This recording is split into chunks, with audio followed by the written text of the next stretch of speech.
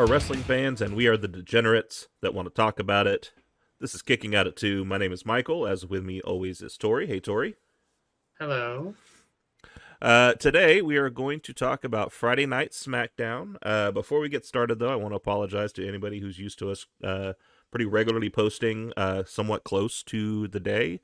Your boy got COVID, and so I was dead for a couple of days. But I am feeling less like dog crap today, so we're going to record some stuff, get it in the bank, and get some more videos out there, including some videos for our newly found TikTok down there. So hit us up there if you haven't seen it. I can't see it, so I don't get the point. I don't know where it's somewhere down. I'm guessing somewhere down here. For you, it like just point straight down. It's right there. That's a good point. I need to still let you see it at some point. Jingle bells, jingle bells. This is Friday Night Smackdown's Christmas episode. Everything's kind of holiday themed this go around. I'm gonna start this off with a disclaimer. I did not see anything before the Miracle on 34th Street fight, which is a stupid name, but it's hilarious. So I didn't see any of that before that. So I'm going off of what he's telling me and just winging it. There you go. So what we had, the rundown real quick, we had the interview from the Bloodline to start the show. We had a Bray Wyatt promo. We had a number one contenders gauntlet match with Liv Morgan, Raquel Rodriguez. I'm never going to get used to calling her Rodriguez. She's Raquel Gonzalez, but it's fine. Emma, Tegan Knox, Xia Li, and Sonya Deville. We had an undisputed WWE Tag Team Championship match with Hit Row versus the Usos. And then we had the yearly tradition, the Miracle on 34th Street fight with Braun Strowman and Ricochet, big brother and little brother at this point. And then Imperium, Ludwig Kaiser and Giovanni Vinci. So we start off with the Bloodline. Bloodline kicking off, coming out in full force, all of them out there. We start with Paul Heyman. He's hyping up the crowd. Just kind of getting everybody ready for the talk. And then, as always, Roman Reigns holds out his hand. Wise Man hands him the mic. And then, instead of the normal, like, acknowledge me, we're in your town, all that stuff, he just kind of goes straight into bad-mouthing John Cena and Kevin Owens. Wait, he didn't do his acknowledge me? No. Huh. So, interesting way to start the promo off. And maybe it's because this was a recorded show, wasn't it? I believe so. Yes. I bet you that's why. They probably cut it out for the thing that happened later. So he vows he's going to smash John Cena and Kevin Owens next week in Tampa. Hopefully he stacks them too. I need them to change that. Hey, he can smash anybody he wants. We do not kink shame here. We don't. From there, he looks over at Sami and he says, hey, this is not the Sami that I'm used to seeing. This is not the Sami that we're used to. He seems a little more frustrated. Brought to you by Sonic, by God. I'm brought to you by Ghetto Sonic. I made my own Sonic Sunrise. Telling you, at some point we're going to get in trouble for that. Totally be worth it. It will be. We'll just call JR. JR will cover for us. He'll get us. He'd be like, if you'd have sponsored my show, they wouldn't have had to do it. So... So he says, Sami, why don't you get this off your chest? Tell us what's on your mind. And so Sami does the promo of his life. He starts the promo in the back with everybody else, with Solo Sikoa, with in the back, Usos. Like in the ring, like behind everybody, or standing there with like next to the Usos. Okay. So he's like standing there next to the Usos. And he's just kind of going off of like, I can't get rid of Kevin Owens. It's like he's this black cloud that's over me all the time because I can't get rid of him. As he's accelerating how mad he is, he's stepping up slowly. So first he steps up and he's next to the tribal chief and he's continuing to talk. And he's like, you ruined what should have been an amazing moment last week.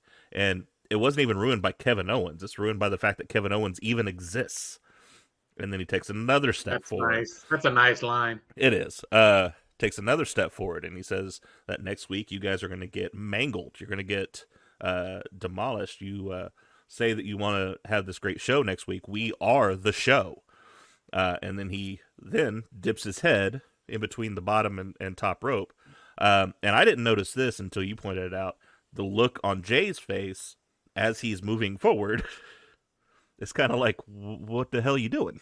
So to be clear, I just watched this promo when he told me about it, but this is the only part of the show I've seen up to that point. So yeah, I happen to notice Jay kind of going, and it wasn't a very noticeable, but it was just kind of a, what do you like? The look of what is happening? Yeah. Like none of us are allowed to do that, and Roman's just standing there. Yep. Because Roman's standing there and he's acknowledging what's going on. He's nodding his head. He's smiling at it.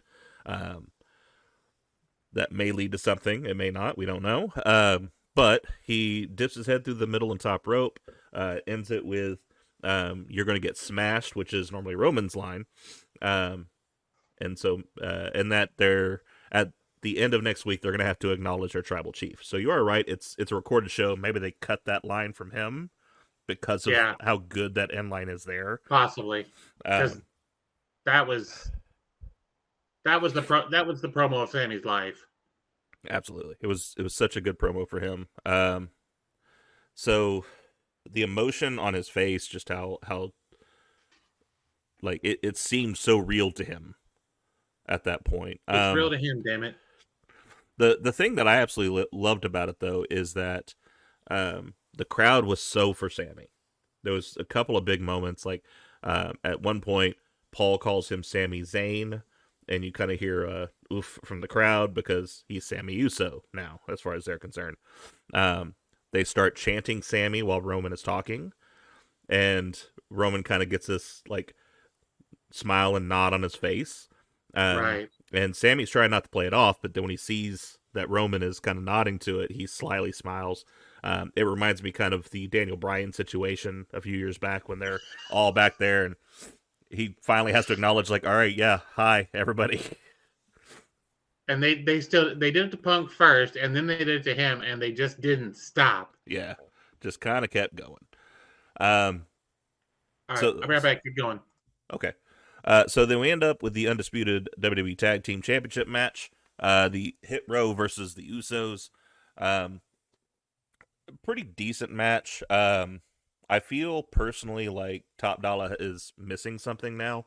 I don't know if it's because he's lost weight, and so now his style doesn't really match because he's still trying to play that like I weigh more than you style of splashing people in the corner and doing the double power slams and all that stuff.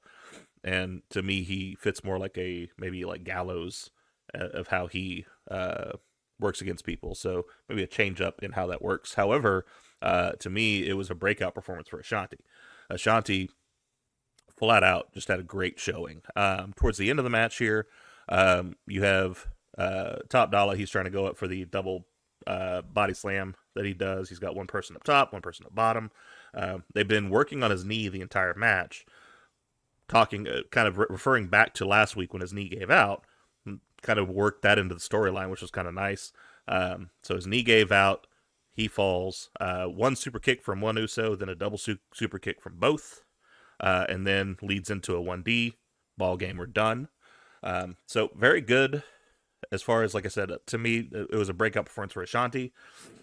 My only problem, and I think yours is the same vote, is Usos weren't losing this match. I wasn't invested because there's no way they were losing this match. I don't say this as a takeaway from Hit Row. The little bit I've seen of them, I'm not super impressed. I'm not saying they're bad. I personally am not super impressed. They're not on the level of the New Day, the Usos, Imperium, several others that I could, Legato. They're not on the same level. So I get what you're saying, and I say this with no disrespect to either team I'm about to mention, but to me, it's like too cool. Yeah, that's the level they're at for me. They're that mid-card, fun tag team. Every once in a while, you can throw them in the main event because you need to put them there to make them somebody different, a viable threat to be different. Right. But they've kind of been pushed up there almost immediately. And I think they should have played around in that middle area for a little bit longer. Well, I personally felt like after the botch last week, they should have used that. They should, and I'm aware that probably was part of the finish. but they should have used that to change it up and be like, no. And again, not his fault. I've seen the videos. He's done it 100 times. Yep. It was just one of those moments. Yeah. But they're not a viable threat to Damage Control, much less the Usos. Yeah. There's at no point in any part of that match would I have been concerned that the Usos were losing. I don't care how close to a three count you get. Yeah. Well, they're not losing that match, especially on SmackDown. I know that people hate pushing the same people down their throats, but right now I don't think there's a lot of viable tag teams. I think we should have put New Day in that match. New Day's now got the NXT tag titles. They're now Triple Crown winners. We've already surpassed the longest reigning. You might have been able to make me buy that they're going to win that match. Maybe. The difference, and on that same vein, you put the New Day in that match. First of all, that match instantly becomes better. That triple threat last week instantly becomes better because Kofi and Xavier can carry anybody. Yes. But if you tell me, okay, New Day wins that match, they have the NXT tag titles. There's no chance they're not, yeah, well, you may have the longest right now, but guess who's not Triple Crown? You. Mm-hmm. We have done it all. You haven't. Yep. Absolutely. And I honestly would have put, if it had been the New Day instead of Hit Row, and it was going to be New Day's Uso, I'd have done it next week. Yeah. Given them this week to run their mouths, throw some other filler match in there, let Gunther run away from Braun Strowman or something, and given that match a build, you want to make next week an even bigger show? Do that. Yeah. I don't disagree. So we end up with the gauntlet match. I love me a gauntlet match. I always think they're a lot of fun.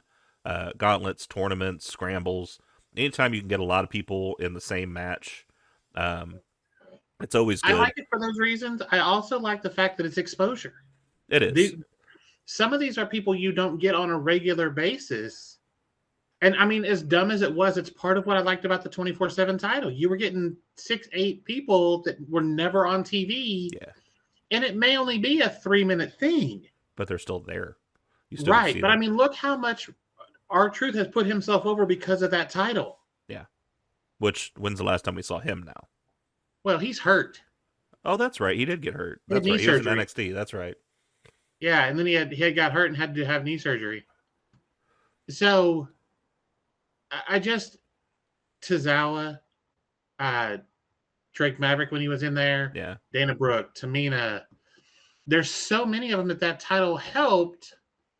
So yeah, I'm like you. The more people you can put into a match that makes sense, I'm here for. Well, plus you can end up with things that you wouldn't expect. So like I think back, my favorite scramble match was the one that Brian Kendrick was in. Because they'll never give him the nod for it, but he was the World Heavyweight Champion for a minute. Because he won one of the falls in a scramble match. That's right. And so, like, moments like that of, oh my God, he was world champion for a minute. He held that title for 34 seconds, but he held the title. That's right. But you could do fun stuff like that, and it doesn't hurt the overall, because you just have someone beat him right after. Right. I mean, Corey Graves and Byron Saxton won the 24/7 titles, so... Yeah. Okay, so who's in this gauntlet match? Who we got? So we have Emma, Xia Li, Tegan Knox, Liv Morgan, Raquel Rodriguez, Sonya Deville, and then a surprise entry later. So realistically, it's Liv or Raquel. Right. Based on who's in it. And this is for a title shot, correct? It is for a title shot. Oh yeah, no, it's Liv or Raquel. Nobody else is winning that. Well, no. Like if you look at it, like you've got Sonya, who's a heel. You got Xia, who is a heel. Maybe, I don't know. We're not sure what Xia is at the moment. Yeah. Like we didn't touch on that at all tonight. They were just like, hey, remember that one week when she came out and kicked a chick in the face? That happened, and then they moved on. So we didn't get any like forward momentum on what that was. But so I mean, really, for face wise, you have Tegan, you have Raquel, you have Emma, and you have Liv. Emma and Raquel, or excuse me, Emma and Tegan. Tegan just got here, so they're not going to put Right. her in that spot yet. Emma's got that thing with Scarlett. And Emma just got back, so again, same thing. They've both been here for a cup of coffee. Yeah, so I mean, realistically, it's one of those two to win. But then again, like I said though, with the gauntlet match, you could play it off as something else, and we don't know. Fair point. Fair point. But it's just logistically that's what makes sense because you have a big name heel versus somebody in this match, and it has to be a big name face to go for that. So Emma and Xia Li kicked things off. Lee scored a pinfall over Emma, which then brought up Tegan Nox. As the next match, Tegan also fell to Xia Li after she kicked her in the back of the head. Then they Xia Li hasn't been on TV or done anything that mattered for I don't know how long, and then she knocks off 2 people. Mm-hmm. Maybe they're building her up for whatever they didn't explain tonight. But anyway, the still injured Raquel Rodriguez then enters the match, and so she ends up overcoming Xia with a Chicana bomb, eliminates Lee. Former champion Liv Morgan comes in. This was a good match. And in the Bleacher Report where I'm getting these results, they mentioned something that I noticed too, which is I'm not sure I buy Raquel as a face. Because that matchup showed she and Liv in a heel versus face program would be phenomenal. Well, it's to an extent, it's Rey Mysterio, Kevin Nash. It's big gal, little gal. The difference is if I'm picking between the two, I'm taking Liv. Yeah. I like Raquel. I don't dislike her, but I don't buy her as a face. She does okay with it. Mm-hmm. I don't buy her as a serious threat to anything that matters. Right. As long as she's playing by the books, by the rules, and not just overpowering, knocking people around, she's just a good guy that happens to be tall. Some of her best work was her and Dakota, and they were heels, and it was greatness. Yep. Which made me think it'd be kind of cool if Dakota recruited her for Damage Control, and then Damage Control has a heater. Yeah, I mean, if you want to push her as a real heel, regardless of who, it's one of the, I think if you did it right with the,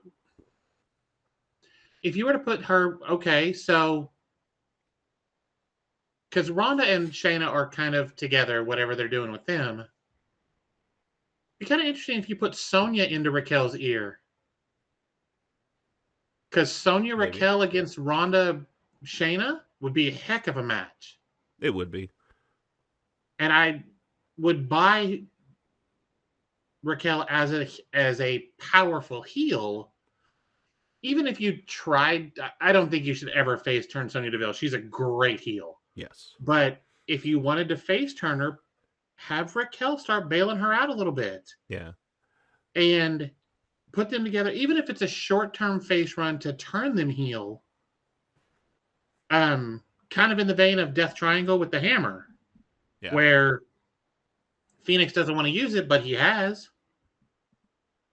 And slowly realizes he has to use it to get where they want to be. So I definitely think you could do something with Sonya Raquel. We need to get the title off Ronda. That's the first thing that matters. Is get that title away from her and keep it away from her. Yeah. I mean, okay. So Liv Raquel were they the last two? No.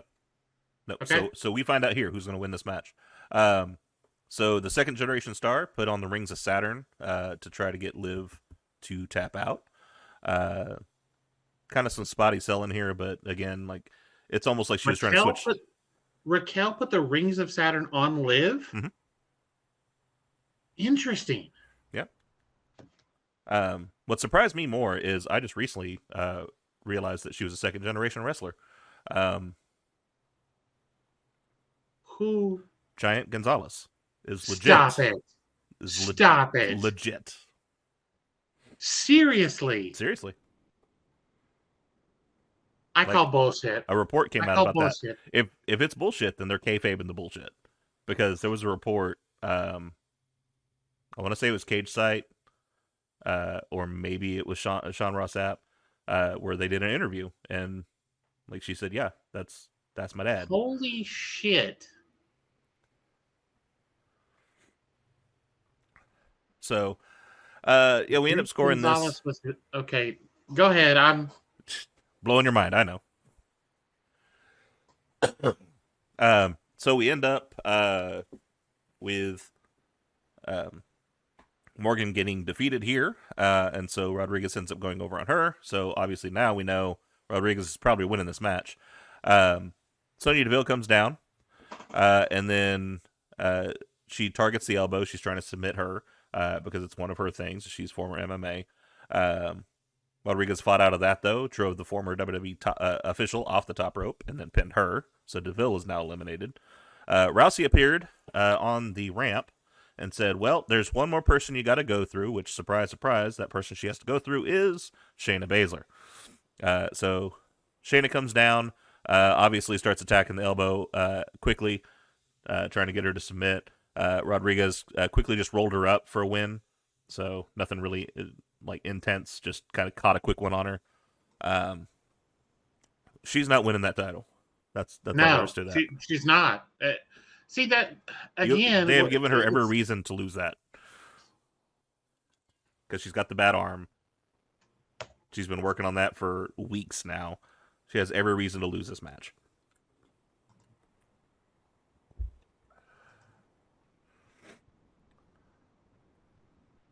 All right. Yeah, I'm reading. Okay. Is this him? No, that's not him. This is somebody else. Yeah. I'm trying to find something on her dad, and I can't find anything. So it's his original name is Elegante, and he became the Giant Gonzalez in WWF back in the day. To have that horrible match with Taker, because Jesus Christ, where he had the Merkin on his suit. That's not him. That's not him? No. Oh. I could have sworn that's who they were playing it off as, but no. It says she is on her Wikipedia. It says she is, and his name is Rick Gonzalez, but I can't find anything else about him. Oh, okay. Well, I could be wrong. The Giant Gonzalez's name was Jorge. Oh, okay. Or George. I'm not sure how they actually. I'm not sure the pronunciation. Yeah, I can't find anything else on her dad other than that she was a second generation wrestler and his name is Rick. His tag team partner was Morty. He was Desperado in the ring. Okay. I don't recognize that off the top of my head. He probably was in WCW for a cup of coffee. Okay. I was like, makes you feel better? Huh? Makes you feel better? I was wrong. It wasn't bullshit. I was like, no. All right. So after that, we get a promo for Bray Wyatt, which to me is a definite makeup promo from the crap that happened last week. Okay. The B-listed bottom bin horror show that we had last week. We had him come out, and he was stating that now that Uncle Howdy has come out to prove that they're not the same person, he wants a apology from LA Knight. He starts getting really torn and conflicted in the way he's talking and kind of getting lost on what he's talking about. And while that's normally his promo style, this time he references that. And he says, I'm sorry, I'm getting lost in my thought here. I don't know. And then he dips his head and then he drops the mic and then he crouches down and just very much like something's going on. And then just like with a snap, he looks at the cameraman that's in the corner, bum rushes him, puts on the mandible claw, throws him on the ground and like holds the claw on him, banging his head against the ground as he's giving him the claw. Of course, you get Adam Pearce and the road agents coming down. What the hell's wrong with you? Let him go. Don't do this. We go to commercial, come back. They've finally gotten the cameraman away from him, but Bray has this stoic look on his face. So kind of similar to like the Alexa Bliss stoic, of which she kind of just pale faces. So okay. we will definitely see where that goes. Um, Interesting. then we get a match, which is Rey Mysterio. Excuse me. Then we get a match, which is Rey Mysterio versus Angel Gonzalez. Angel Angel Garza. Garza. I Wow. knew what you meant. Rey Mysterio versus Angel Garza. There we go. I gotcha. It was an okay match. The whole kind of lead through of this is we had Scarlett and Cross up in the corner, up in the crowd, kind of watching what's going on. So apparently we're still doing this Cross Rey thing, as well as doing the Emma thing. I don't know. Doesn't make a lot of sense to me, but is what it is. So this ended kind of cool. Angel went for the 619 to try to put a little bit of extra burn on him winning. We end up countering that into the 619, but then Rey changes the 619. So where he normally would get up on the top rope and then fall down into a splash, this time Angel stood up, kind of wobbly kneed, and then he did a slingshot DDT to finish the 619. Okay. So Okay. changed it up a little bit. I don't know if that's kind of preparing to, well, I'm going to be fighting a bigger guy, so I need something more impactful than just a splash. I don't know, but That's fair. he's always been kind of good at that, of changing up his repertoire a little bit. He adds little things here and there, and it's Jericho-esque. I mean, Jericho changes full-ass characters. Yeah. Rey just adds little things depending on who he's wrestling. Yep. So, okay. I'm not a Rey fan, but I like it. And so then we end up backstage. Cross and Scarlett are back there. Emma walks up to them, asks them, "Who do you think you are, disrespecting a legend like Rey Mysterio? And also, what is wrong with you calling Moss a joker last week?" Scarlett then says, "No, I believe I called him," and I thought I noted it down here, and I guess I didn't. Called him something else. She says, "Oh, that's right." Then hauls back and slaps the shit out of Scarlett.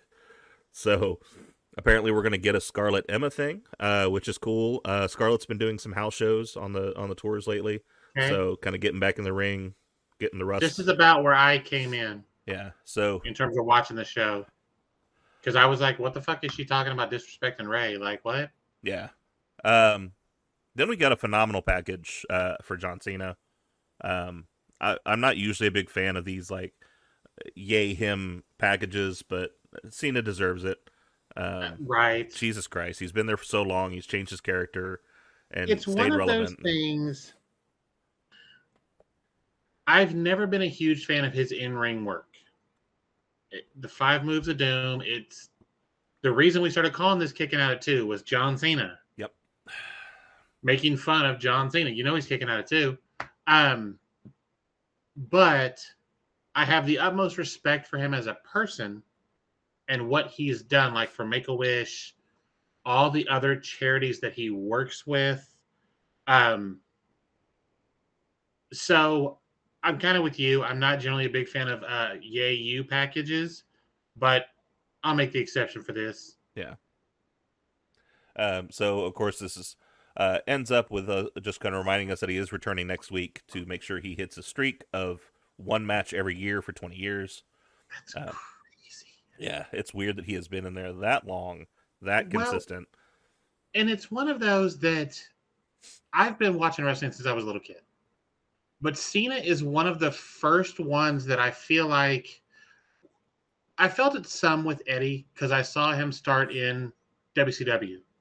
I didn't see his ECW stuff before that. But there's been a few that I feel like I grew up with them. And John is one of those. Like 20 years. I remember his first match with Angle, the Ruthless Aggression line. I remember that whole thing and the fact that they almost put him over. And then his little interaction, and I know they've shown the video a million times, but I remember watching the show and seeing it, and that little interaction with the Undertaker in the back, and I was like, "Oh shit! Yeah, like this is the new guy."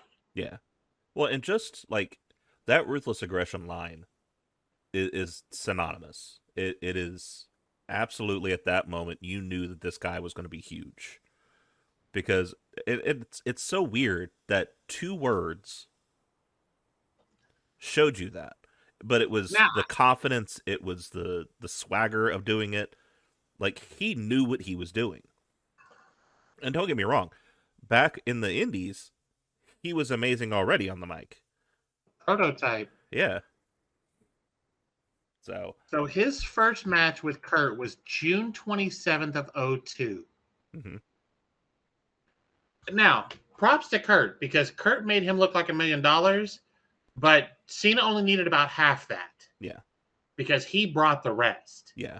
It just, so I really, there's a few, because obviously, like Cody, I remember his Hall of Fame promo for his dad, and we were just like, oh shit. Yeah, damn, he can actually talk. Give this kid a microphone. Yeah. But there's a few, and I lost Cody when he left WWE and did his overseas stuff. I kept up through like what was going on, but I didn't watch it. Right. Whereas John has been here for 20 years. Yep. And I've seen pretty much all of it. Yeah. We have seen him grow from like a nobody that was wearing the colors of the city they were in for trunks to like all he's got to do is put on a new colored shirt and he makes $1 million. Like, it's insane. And it's crazy. So that first thing was June 27th. What put him on the map happened 3 to 4 months later, which was Halloween. Yeah. And that little thing he did backstage with Stephanie, and apparently something had happened earlier that day where she heard him freestyle, and she's like, wait a minute. Yeah, you can rap? As the story goes, they were on a bus, and it was like him and I think it was Quiche and a couple bus or other plane. Yeah. I that's right. And they were all back there, and they were all doing their thing, and then they were like, John, you do it, because they knew he did that kind of stuff, and he almost didn't do it. Right. And then he just started doing it, and Stephanie was sitting in the row right in front of him. And so Stephanie was like, holy shit, do you want to do that on TV? Right. So those two little things, that one line against Kurt, those 2 words, mm-hmm. and then that incident on whatever mode of transportation it was, and here we are. Yeah. I just, that's crazy to me. And the fact that like he's such a prolific character. He gets the boo yay thing, but at this point it's like saying Angle sucks. It is 100%. We're doing it just because that's what we do. Yes. Well, and his mic work has always been, he's easy top 5 mic work. Yeah. I mean, you have that moment where like he called Rock out for writing it on his hand. Like, Jesus Christ, you called out the GOAT, the absolute GOAT. And then he was talking to Roman, kind of got messed up when they were making him memorize his promos, and John's like, it's called a promo, kid. You need to learn how to do one if you're going to make it. I was like, oh, Jesus. Yeah. Like, he's insane. Yeah, it's nuts. Like, the freestyles he would do, he always said, like, those weren't really scripted. He would kind of just flow them, and just, good Lord, man. The D's nuts thing was so great. He pulled a package of peanuts out of his pocket too, which made it even better. But my favorite thing about him during that time period, though, was his walk through the crowd to the arena. He would ask people to freestyle against him on the way. And so there's that video of him and that little kid, and he ripped that kid apart. I was like, oh, Jesus. Well, and it's just another thing of like, he was so good because there's no way to think what's going to happen on the walk there. Nah, you can't pre-plan that. So definitely worth the promo package. I'm here for it. I will say I'm looking forward to SmackDown for this match. Yes, absolutely. And to hear him talk again, because he's going to get the mic at least a couple of times during the night. At least once. So they'll probably jerk. I think they'll jerk the curtain with KO and John. Okay, yeah, them come out there. Or we jerk the curtain with the Bloodline and they just come out there and talk.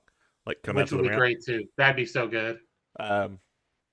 So now we end up with the match of the night. We have the main event is the Miracle on 34th Street fight. This was just a lot of fun. Like you said, like it's silly, it's ridiculous, but it's always so much fun. I'm gonna go ahead and just read through the entire thing that we have written about this because it's worth it. So this was all built on the fact that we have a rivalry between Ricochet and Braun and Imperium, mostly over the Intercontinental Championship. So we had Marcel Bartel and Fabian Eichner. yeah. Um, so a chaotic brawl. We had cookies, we had Christmas trees, we had ballerinas, we had New Day as nutcrackers, we had mistletoe, we had Samantha Irvin, I forgot about that. yeah, great stuff. Like just to kind of go through some of the fun moments and details. So like we had they go up the ramp. They've got Braun down. They put the biggest tree they could find and lay on top of him, which takes him out for a little while. Ricochet then takes them back to the ring. I don't understand this spot because they took him to the ring for them just to go back up the ramp, but Right. it is what it is. Right. But so he takes them back up the ramp. They take him out, so he's out in the ring area. They come back up and they see this big box to their left. They open it. A ballerina comes out, which is a local wrestler. Just Is it? yeah. She tweeted, I forget her name, and God Very help nice. me for that. But yeah, she did tweet that she is actually a classical ballerina as well. But she wrestles. So That's so great. so it was a perfect fit for her to be in that spot. That's nice. That's nice. So then she, pirouettes off the screen, and then they see another box that's about the same size. They open it, and then New Day come marching out dressed as nutcrackers, and true to their name, I saw them and I was like, holy shit, that's Kofi and Xavier. Okay. Yeah. So what's gonna happen? And Xavier's standing there with his arms straight forward, and one of the Imperium hits his arm down and he says, whack, and just kicks him right. And I was like, oh my God. Yep. That's so perfect. And then the other one does the same thing to Kofi, which then Kofi does that to him. After that's done, then they march over to either side of Braun. Braun gets up. They salute him. Braun does the biggest Strowman train that I've ever seen because he hauled ass and got around that ring twice, knocking the shit out of them. Down the ramp and around the ring twice. Like, I'd have been blown up just going down the ramp. So yeah. So then he gets over to the side there. Ricochet, who actually was legit injured in this match, not bad, but like when they got him with that chair shot there at the end, they good gash in the back of his head. Oh shit! Okay. But so he's laying over there by Samantha, who, as we get reminded by Michael Cole, is his real life girlfriend. It's so weird that we have to explain what a real life girlfriend is. So. Well, but how many times have we done stuff where somebody just did something and then all the rumors fly? Yeah. But so he sees Ricochet, he sees Samantha, he goes and he takes the mistletoe from out in front of Wade, takes it over to him, goes, Samantha, and waves it over Ricochet's head. She comes and kisses him, and then he has the biggest Hulk up I have ever seen. That shit was so good. Yeah. I'm like, that is fucking brilliant. It is brilliant. So whoever produced this match gets 5 stars. Yeah, absolutely was great. Bartel gets taken out by Braun Strowman at the ringside. He powerbombs him through the cookie table, and then the other one gets pinned by Ricochet after doing a powerbomb into a splash off of Strowman to win the match. A lot of fun match. I mean, it is what it is. It's meant to be silly, but it was fun. Yeah. And to me, it fit the story because the whole point of Imperium is they hate Braun Strowman, they hate Ricochet, they hate the New Day because they're making a mockery of serious professional wrestling. So them being stuck in a silly match like this, perfect. And having to deal with the New Day just made it that much better. Yeah. I actually would not hate Imperium. Make it another NXT run. Yeah. Because that got cut short. That got cut short when they released Fabian Eichner. And then they brought him back. He got released or got hurt. I don't remember which one it was. So, if I remember right, I don't think he was hurt, but he wasn't officially released either. So he was just kind of off TV. Kind Okay. of like they did with like a Fourth of Sanity back in the day. If they just I gotcha. they Okay. just took him out and they were just kind of on the burner for a while, in case they wanted to bring them back. But I wouldn't hate them going back and taking a run at the New Day's titles. I don't see a problem with that. This was the last? That was the end of the show, right? Yeah, that was the end of the show. Okay.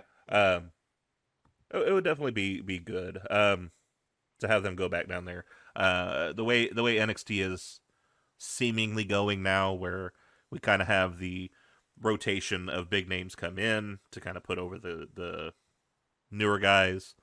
Right. I could definitely see them coming back in, and they take the titles. That way, some face down there can get the titles off of a heel.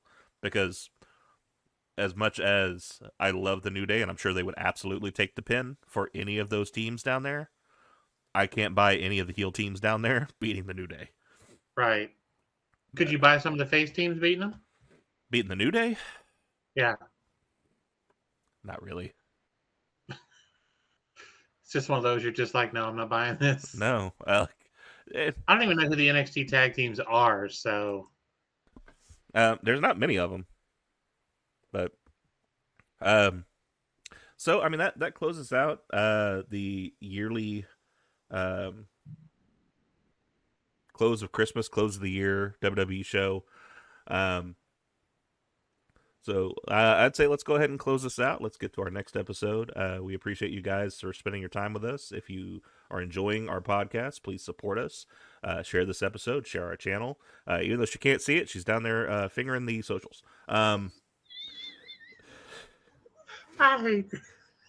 If you're listening to us on Spotify, leave a rating or review. It really helps us out. To catch all of our past content, including a little spot we did about Eric Bischoff having a little heat on him. That is, last I saw, over 600 views. If 600 of y'all watch that, 600 of y'all should hit that subscribe button and hit that notification bell, because that's our attitude all the time. Catch us at youtube.com/kickingattitude. Excuse me. Until next time, I am Michael. This is Tori, and we'll see you all on the next one.